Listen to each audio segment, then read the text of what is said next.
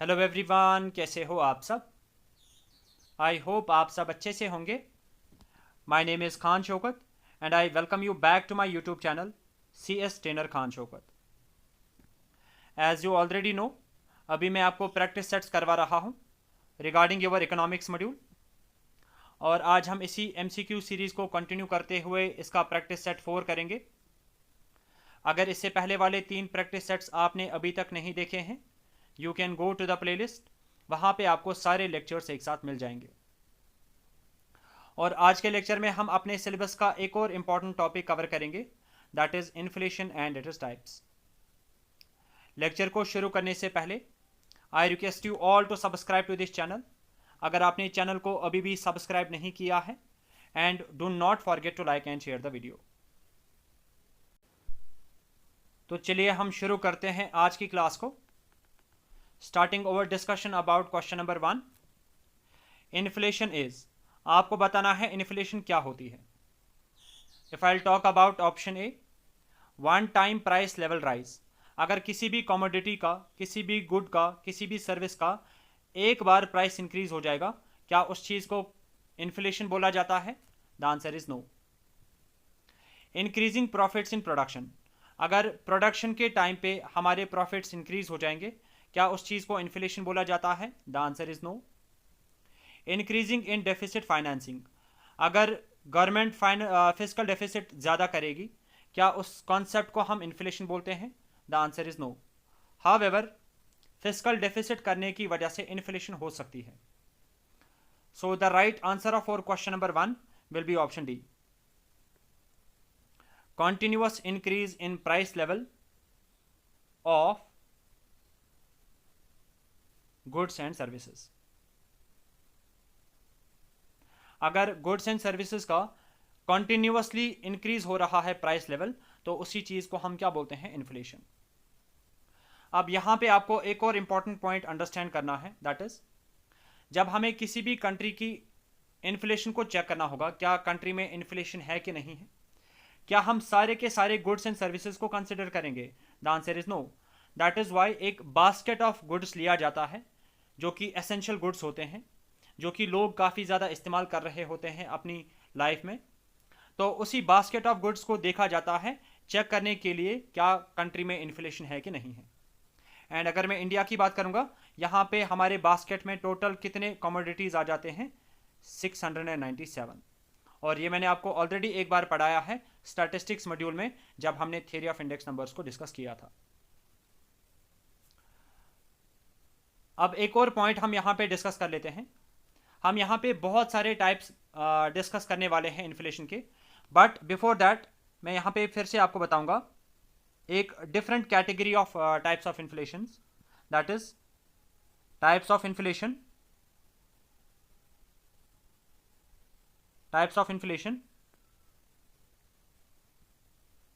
Based on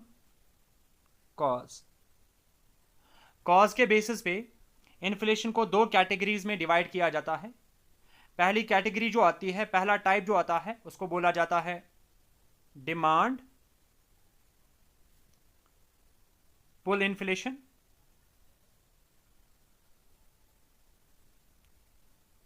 और जो इसका दूसरा टाइप आता है, उसको बोला जाता है कॉस्ट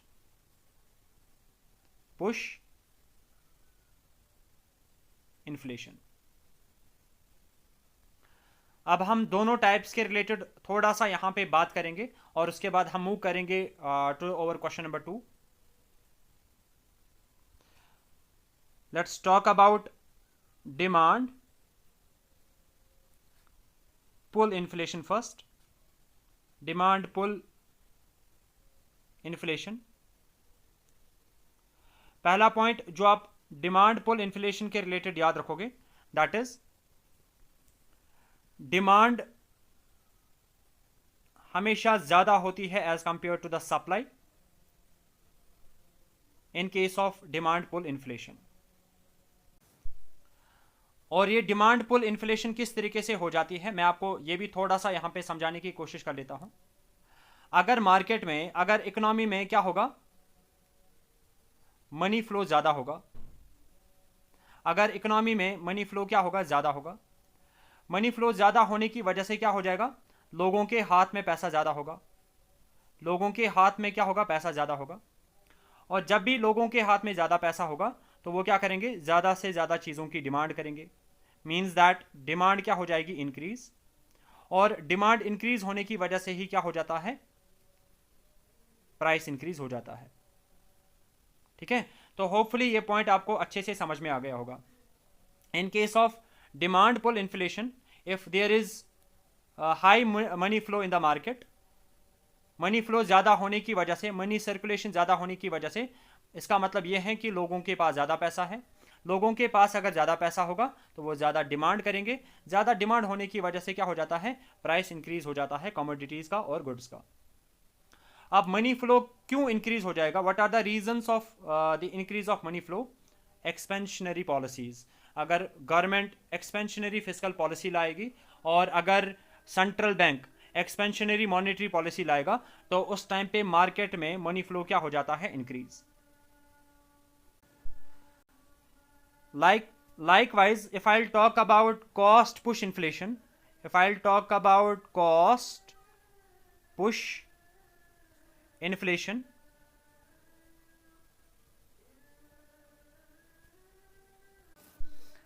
ये कॉस्ट पुश इन्फ्लेशन जो है ना, ये हमेशा से ऑकर हो जाती है from the supply side.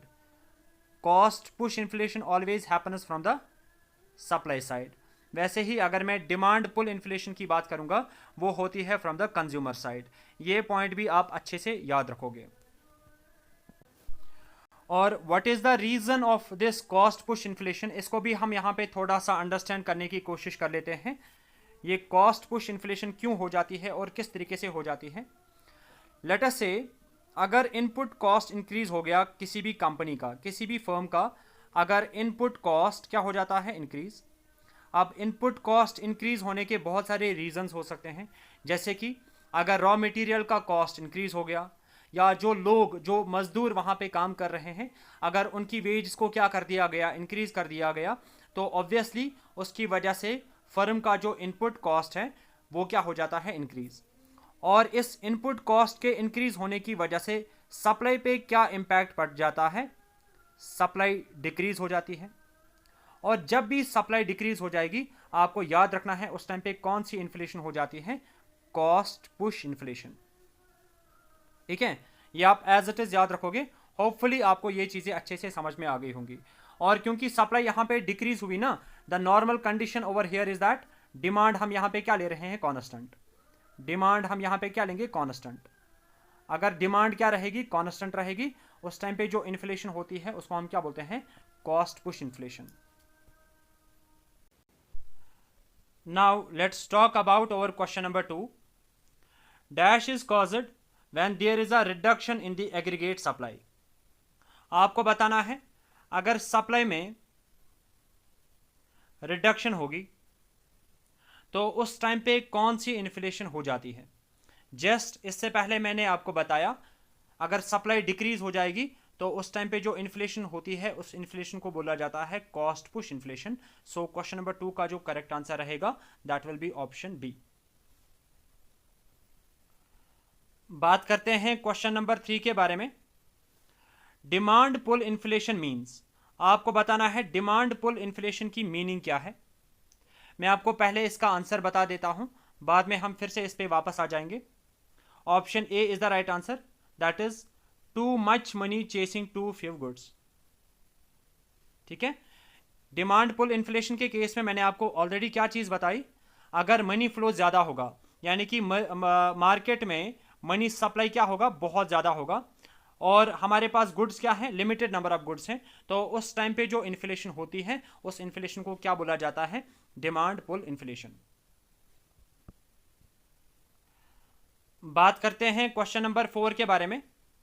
With respect to Indian economy, demand pull inflation can be caused by which of the following?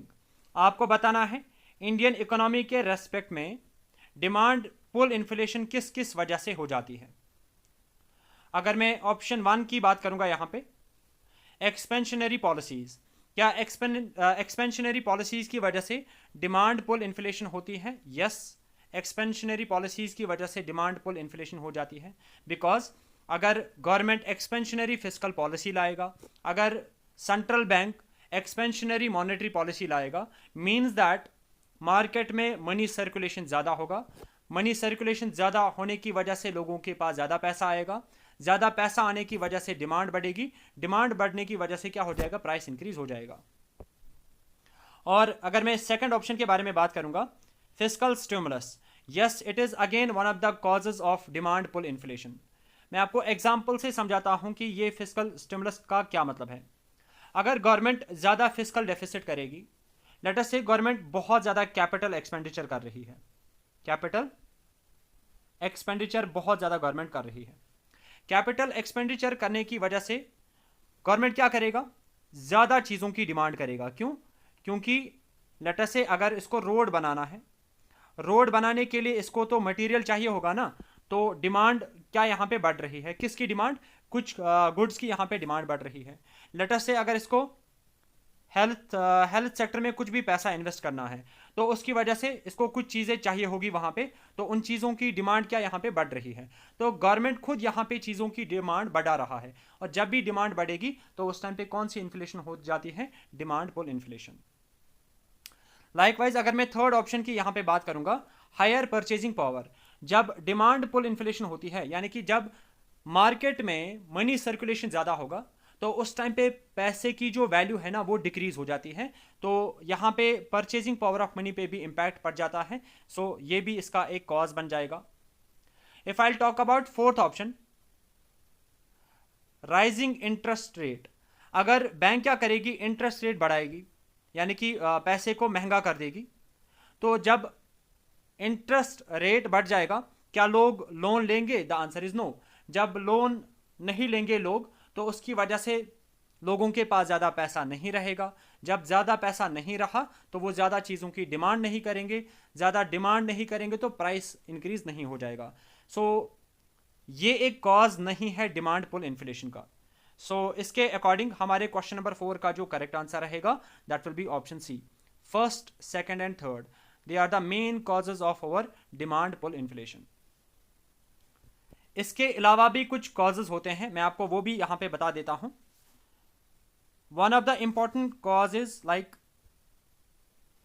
Depreciation of रुपए, वो ये इसी के साथ मिलता जुलता है, परचेजिंग पावर के साथ ही, depreciation of money.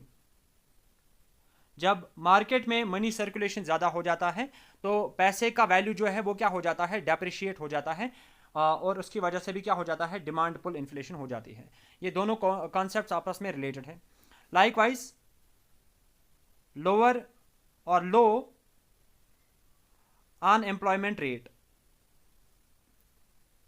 Low unemployment rate, it is again one of the reasons of demand pull inflation. अब कैसे ये भी इसका रीजन बन जाता है, लो अनएम्प्लॉयमेंट रेट को अगर मैं रेसिप्रोकल में कर दूंगा तो वो क्या बन जाएगा, हाई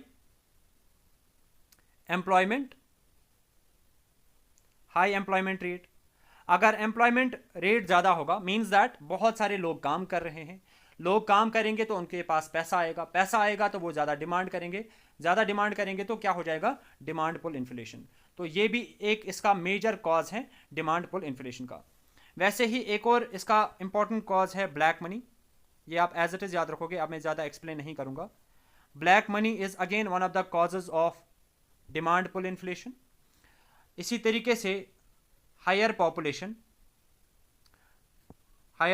पॉपुलेशन जितनी ज़्यादा होगी उतनी चीज़ों की डिमांड ज़्यादा हो जाएगी, तो ये भी एक इंपॉर्टेंट कॉज बन जाता है डिमांड पुल इन्फ्लेशन का।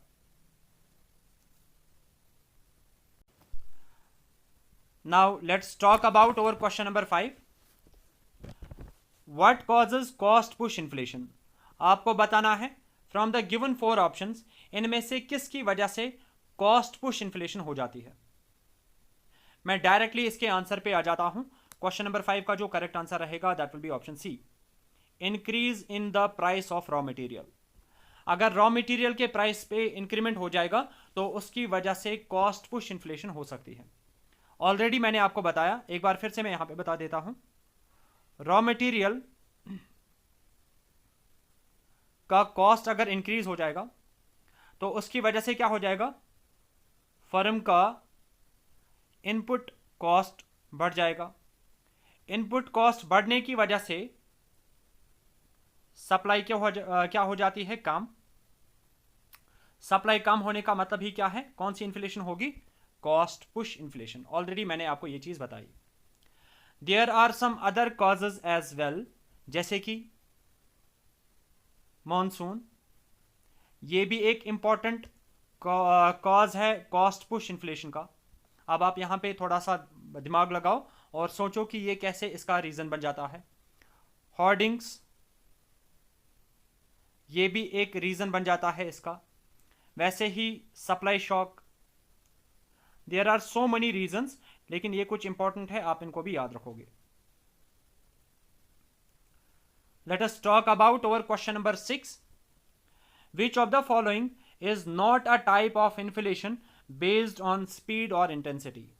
आपको बताना है फ्रॉम द गिवन 4 ऑप्शंस इनमें से कौन सा टाइप नहीं है इन्फ्लेशन का based on speed.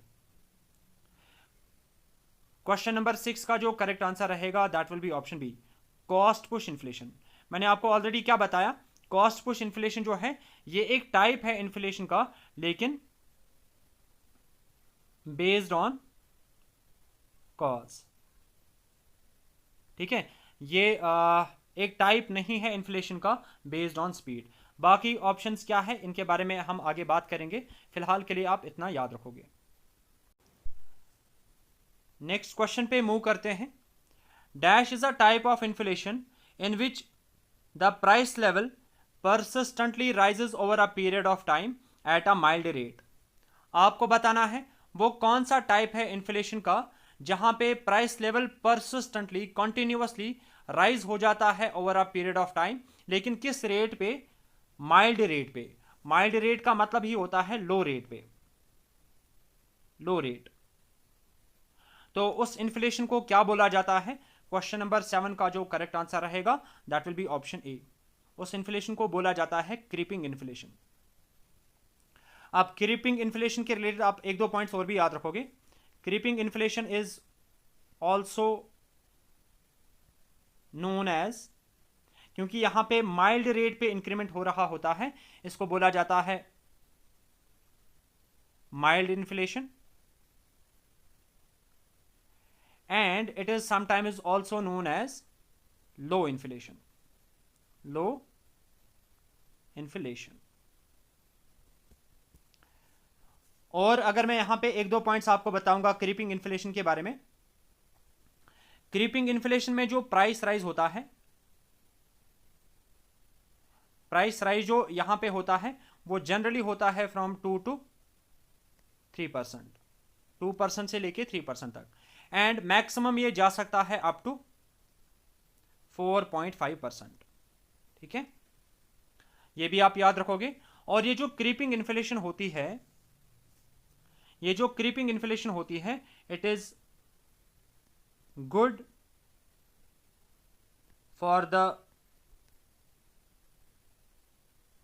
Growth of economy. Economy के ग्रोथ के लिए क्रीपिंग इन्फ्लेशन को अच्छा माना जाता है। तो होपफुली ये सारे पॉइंट्स आपको अच्छे से याद रहे होंगे रिगार्डिंग द क्रीपिंग इन्फ्लेशन। अब मैं यहां पे बाकी ऑप्शंस के बारे में बात करूंगा। If I talk about walking inflation, क्या होता है, वॉकिंग इन्फ्लेशन जो है ये एक ऐसी इन्फ्लेशन होती है जहां पे इन्फ्लेशन फिर से क्या होती है, सिंगल डिजिट्स में, सिंगल डिजिट इन्फ्लेशन।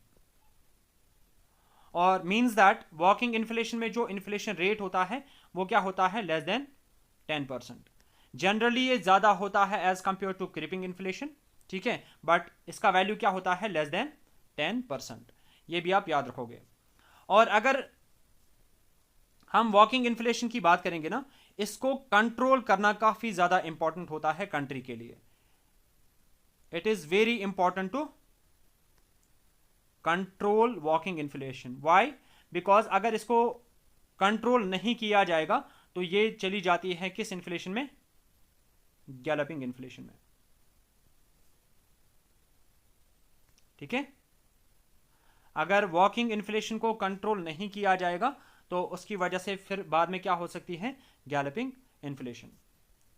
अब ये गैलपिंग इन्फ्लेशन क्या होती है इसके बारे में भी हम यहां पे बात करेंगे। गैलपिंग इन्फ्लेशन जो है, यहां पे इन्फ्लेशन होती है, यहां पे इन्फ्लेशन होती है डबल और समटाइम्स इन ट्रिपल डिजिट्स। यहां पे डबल डिजिट या ट्रिपल डिजिट इन्फ्लेशन होती है, यानी कि 10 से ज्यादा परसेंट, 10%, 20%, 100% तक ये जा सकता है। ठीक है, डबल डिजिट्स या ट्रिपल डिजिट्स में इन्फ्लेशन चली जाती है। और ये जो गैलपिंग इन्फ्लेशन है, it is also called as jumping inflation. Jumping, it is also called as jumping inflation, ये भी आप याद रखोगे। और अगर हम गैलपिंग इन्फ्लेशन की बात करेंगे ना, इसको भी कंट्रोल करना क्या होता है, important. It is also important to control, क्योंकि अगर गैलपिंग इन्फ्लेशन को कंट्रोल नहीं किया जाएगा तो ये जा सकती है कहां पे, हाइपर इन्फ्लेशन में। तो इन्फ्लेशन जो है वो हाइपर इन्फ्लेशन बन सकती है अगर हम गैलपिंग इन्फ्लेशन को कंट्रोल नहीं करेंगे। अब लास्ट पे हम बात कर लेते हैं हाइपर इन्फ्लेशन के बारे में। हाइपर इन्फ्लेशन का क्या मतलब होता है, ये एक ऐसी इन्फ्लेशन होती है जहां पे इन्फ्लेशन रेट काफी ज्यादा हाई होता है, काफी ज्यादा हाई होता है। और हाइपर इन्फ्लेशन के केस में क्या होता है, it is the end stage of economies currency, यानी कि इन केस ऑफ हाइपर इन्फ्लेशन जो मनी का वैल्यू होता है ना, वो परचेजिंग पावर ऑफ मनी काफी ज्यादा ड्रास्टिकली डिक्रीज हो जाता है। और you can say hyper inflation के केस में लोगों को मनी पे से विश्वास उठ जाता है, ये भी आप अच्छे से याद रखोगे। अब अगर मैं यहीं पे बात करूंगा हाइपर इन्फ्लेशन के रीजंस के बारे में, what can be the reasons of hyper inflation, wrong policies. अब उस रॉन्ग पॉलिसी में क्या चीजें आ सकती हैं, अगर कोई भी कंट्री हद से ज्यादा प्रिंट कर रही है करेंसी, प्रिंटिंग मोर करेंसी, तो इसकी वजह से भी कंट्री में क्या हो सकती है, हाइपर इन्फ्लेशन। बट अगर कंट्री अच्छे स्केल पे प्रोडक्शन कर रही है, उस टाइम पे अगर बहुत ज्यादा पैसा भी प्रिंट किया जाएगा तो उसकी वजह से हाइपर इन्फ्लेशन नहीं होगी। दूसरा रीजन क्या हो सकता है, अगर गवर्नमेंट या सेंट्रल बैंक काफी ज्यादा पैसा इंजेक्ट करेगी मार्केट में, तो उस टाइम पे भी कंट्री में हाइपर इन्फ्लेशन होने के चांसेस बढ़ जाते हैं। तो होपफुली ये सारे टाइप्स ऑफ इन्फ्लेशन आपको अच्छे से समझ में आ गए होंगे। इस क्वेश्चन का जो हमारा करेक्ट आंसर रहेगा, जो मैंने आपको स्टार्टिंग में बोला, that is option A, creeping inflation. Let us talk about और question number 8, what is stagflation. आपको बताना है स्टैगफ्लेशन का क्या मतलब होता है। पहले आंसर देखो, बाद में एक्सप्लेन करके मैं आपको बताऊंगा। स्टैगफ्लेशन एक ऐसी सिचुएशन होती है in which economy faces inflation and high rate of unemployment. Stagflation एक ऐसी सिचुएशन होती है जहां पे इन्फ्लेशन भी हाई होती है as well as unemployment rate भी क्या होता है, हाई होता है। यहां पे आपको एक चीज अंडरस्टैंड करनी है, अगर मैं कन्वेंशनल कॉन्सेप्ट के बारे में यहां पे बात करूंगा ना, इन्फ्लेशन और अनएम्प्लॉयमेंट का हमेशा आपस में इनवर्स रिलेशनशिप होता है। इनवर्स रिलेशनशिप का क्या मतलब है, जनरली अगर इन्फ्लेशन होगी कंट्री के अंदर तो उस टाइम पे अनएम्प्लॉयमेंट क्या होता है, अनएम्प्लॉयमेंट क्या होता है, कम। वाइस वर्सा अगर मैं देखूंगा, अगर अनएम्प्लॉयमेंट कम होगा तो उस टाइम पे इन्फ्लेशन ज्यादा हो सकती है। ठीक है, इनके बीच में नॉर्मल सिनेरियो या जनरल सिनेरियो में ये चीज हो जाती है, इनके बीच में क्या होती है, inverse relationship. But in case of stagflation, inflation भी हाई होती है एज वेल एज अनएम्प्लॉयमेंट भी हाई होती है। This is the exception to the conventional concept. ठीक है, और मे बी आपने फिलिप्स करू का नाम सुना होगा, मैं यहां पे थोड़ा सा आपको बताऊंगा उसके बारे में भी। I'll talk about Phillips curve, Phillips curve हमें शो करती है यही inverse relationship between the inflation as well as unemployment. यहां से अगर मैं क्या लूंगा, अनएम्प्लॉयमेंट लूंगा, और यहां से मैं क्या लूंगा, इन्फ्लेशन। इन्फ्लेशन, ये जो फिलिप्स करू होती है ये कुछ इस तरीके से बन जाती है, इस तरीके से। यानी कि अगर अनएम्प्लॉयमेंट कम ज़्यादा होगा, मैं बहुत यहाँ से गया, राइट साइड पे गया, अनएम्प्लॉयमेंट यहाँ पे क्या है ज़्यादा, तो उस टाइम पे इन्फ्लेशन क्या होगी, कम। उस टाइम पे इन्फ्लेशन क्या होगी, कम। अगर अनएम्प्लॉयमेंट क्या होगी, कम होगी, तो उस टाइम पे इन्फ्लेशन क्या होगी, ज़्यादा। तो ये इनवर्स रिलेशनशिप इनके बीच में एग्जिस्ट करता है। होपफुली बेसिक सा कॉन्सेप्ट आपको अच्छे से समझ में आ गया होगा। Let us talk about our question number 9. Which of the following concept is just opposite to inflation? आपको बताना है from the given 4 options इनमें से कौन सा कॉन्सेप्ट अपोजिट है इन्फ्लेशन के।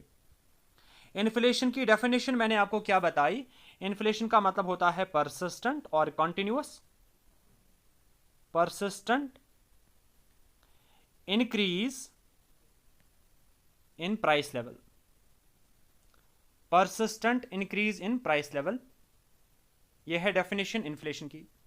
और इसके अपोजिट जो हम टर्म इस्तेमाल करते हैं उसको बोला जाता है डेफिलेशन।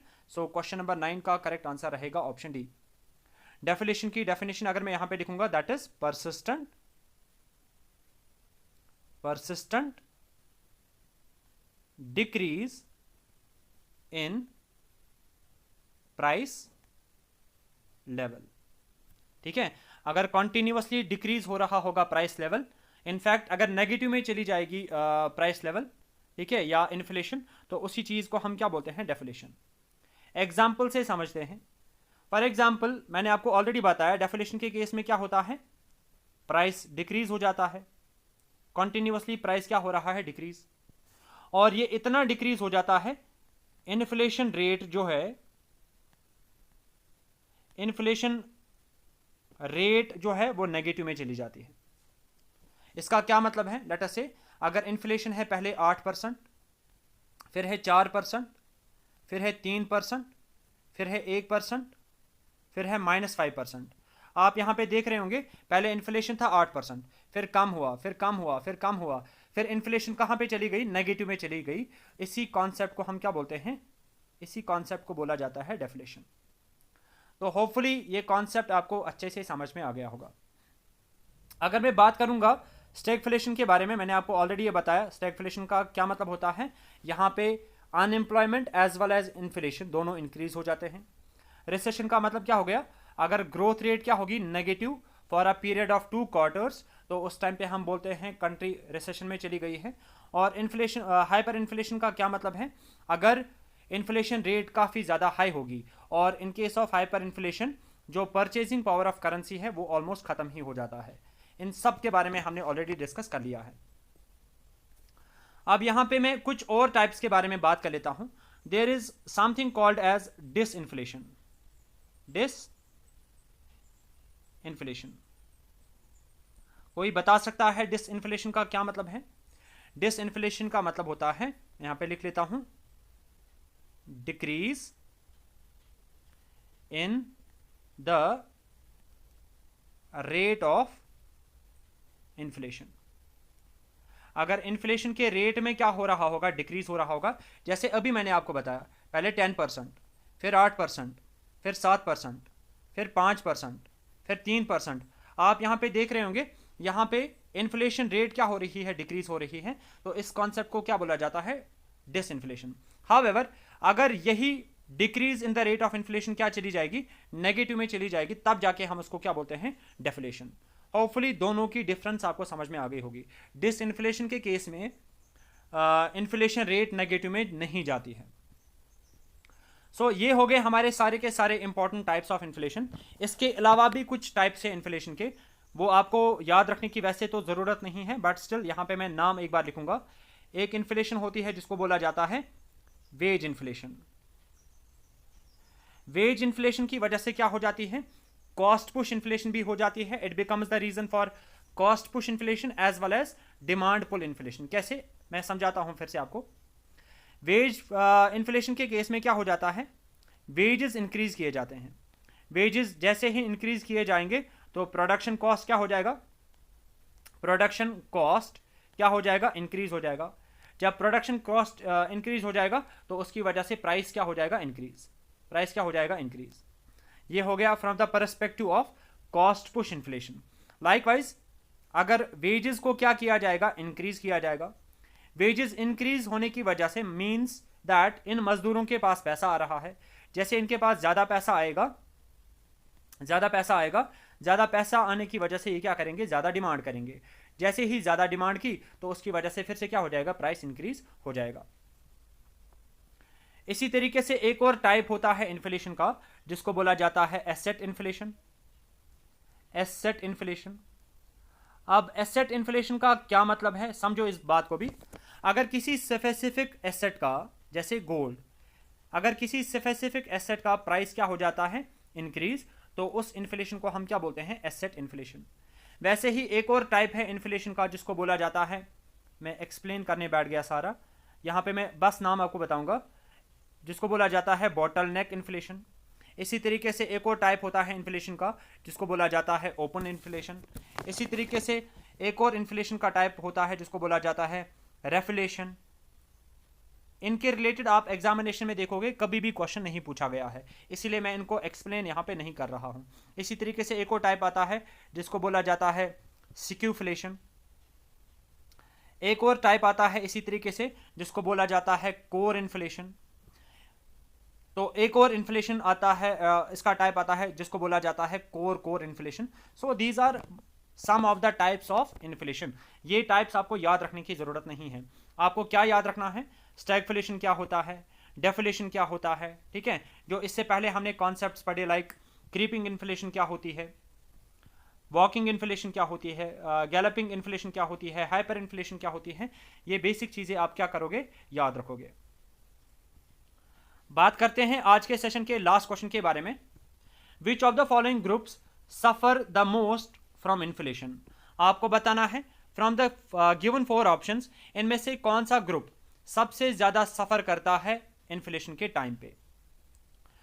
क्वेश्चन नंबर 10 का जो करेक्ट आंसर रहेगा that will be option B, creditors.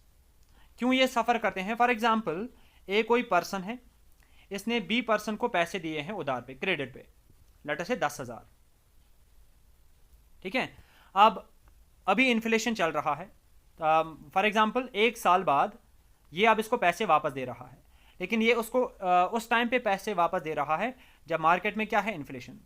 अब ए के पास तो वापस पैसा आ रहा है, लेकिन इस पैसे का जो परचेजिंग पावर है वो क्या हो चुका है, कम हो चुका है, बिकॉज मार्केट में अभी क्या चल रही है, इन्फ्लेशन। तो इसकी वजह से जो क्रेडिटर है वो क्या करते हैं, सफर करते हैं फ्रॉम द इन्फ्लेशन। सेम तरीके से बैंक्स भी इस टाइम पे सफर करते हैं, इन्फ्लेशन की वजह से बैंक्स भी क्या करते हैं, सफर करते हैं, इनकेस अगर इन्होंने बहुत ज्यादा लोन दिया होगा, ठीक है। वाइलेज अगर मैं डेटर की बात करूंगा, डेटर यहां पे सफर नहीं करता है, डेटर को यहां पे क्या मिलता है, बेनिफिट। डेटर को यहां पे मिल जाता है बेनिफिट, क्योंकि ये उस टाइम पे इसको पैसे वापस दे रहा है जब इसके पास पैसा आ जाता है। और पैसा कहां से आ जाता है, because of the high money circulation in the market, ठीक है। वैसे ही इन्फ्लेशन का इंपैक्ट और किस पे पड़ जाता है, एग्रीगेट डिमांड पे, एग्रीगेट डिमांड पे भी इंपैक्ट पड़ जाता है, ठीक है। आपको याद रखना है डेटर पे भी फर्क पड़ता है, क्रेडिटर पे भी फर्क पड़ता है, डेटर पे, लेकिन यहां पे याद रखना है आपको इस पे पॉजिटिव इंपैक्ट पड़ता है। एग्रीगेट डिमांड पे भी इन्फ्लेशन की वजह से फर्क पड़ जाती है। जो आपकी सेविंग्स होती है ना, उन पे भी फर्क पड़ता है क्योंकि उनका वैल्यू थोड़ा सा कम हो जाता है। इन्वेस्टमेंट पे फर्क पड़ता है, इन्वेस्टमेंट पे भी फर्क पड़ता है। लाइकवाइज मैं बात करूंगा यहां पे इंपोर्ट्स पे फर्क पड़ता है, एक्सपोर्ट्स पे फर्क पड़ता है। ये सारी चीजें आपको याद रखनी है। आपको क्वेश्चन डायरेक्टली एग्जामिनेशन में पूछा जा सकता है कि इन्फ्लेशन की वजह से कौन कौन सी चीज सफर करती है, तो ये सारी चीजें आपको क्या करनी है, याद रखनी है, ठीक है। तो होपफुली आज के सारे क्वेश्चंस आपको अच्छे से समझ में आ गए होंगे। इनकेस कहीं पे कोई भी डाउट आता है वो आप मुझे अपने कमेंट सेक्शन में मेंशन करके बता सकते हो, ठीक है। Hope you like the session. अगर अच्छा लगा do hit the like button and share it as much as you can. और अगर आपको आज के लेक्चर की भी PDF चाहिए होगी आप टेलीग्राम चैनल को ज्वाइन कर सकते हो, उसकी लिंक आपको डिस्क्रिप्शन बॉक्स में मिल जाएगी। जो इससे पहले वाले 3 प्रैक्टिस सेट्स मैंने आपको करवाए, उनकी पीडीएफ जो है वो मैंने ऑलरेडी ग्रुप में शेयर कर दी है। और साथ ही साथ एक छोटी सी अनाउंसमेंट मैं यहाँ पे करूँगा, दैट इज़ इकोनॉमिक्स की मैं गारंटी लेता हूँ, जो मेजॉरिटी पोर्शन है इकोनॉमिक्स का वो तो मैं आपको एग्जामिनेशन से पहले कवर कराऊंगा। साथ ही साथ क्योंकि कंप्यूटर आपने बहुत ज़्यादा अभी तक पढ़ा हुआ है, मैंने भी पढ़ाया, शफक मैम ने भी पढ़ाया, और डिफरेंट डिफरेंट चैनल्स पे भी आपने ऑलरेडी पढ़ा। हम अपने एंड से सोच रहे हैं कि हम आपको साइंस के भी कुछ लेक्चर्स दे दें, ठीक है। शफक मैम आपको कल से बायोलॉजी वाला पोर्शन करवाएगी, बायोलॉजी वाला पोर्शन करवाएगी, चाहे वो 3-4 प्रैक्टिस सेट्स या 5 प्रैक्टिस सेट्स में वो कवर कराएगी, डजंट मैटर। बट जो साइंस का फिजिक्स वाला पार्ट है, मैंने ग्रुप में भी ये इंफॉर्मेशन आपको दी थी, साइंस का जो फिजिक्स वाला पार्ट है जिसमें 2-3 टॉपिक्स आते हैं ना, ये मैं आपको एक मैराथन में कल कवर कराऊंगा। कल आपको इसके रिलेटेड एक मैराथन मिल जाएगा जहां पे हम साइंस का फिजिक्स वाला सारा का सारा पोर्शन कवर करेंगे। और केमिस्ट्री पे भी मैं एक लेक्चर बनाऊंगा, केमिस्ट्री के रिलेटेड भी मैं एक मैराथन लाऊंगा जहां पे हम साइंस का केमिस्ट्री वाला पोर्शन भी कवर करेंगे, और साथ ही साथ इकोनॉमिक्स तो मैं आपको करा ही रहा हूं, ठीक है। तो चलिए मिलते हैं अब अपने नेक्स्ट प्रैक्टिस सेट में। Till then take a very good care of yourself, good bye.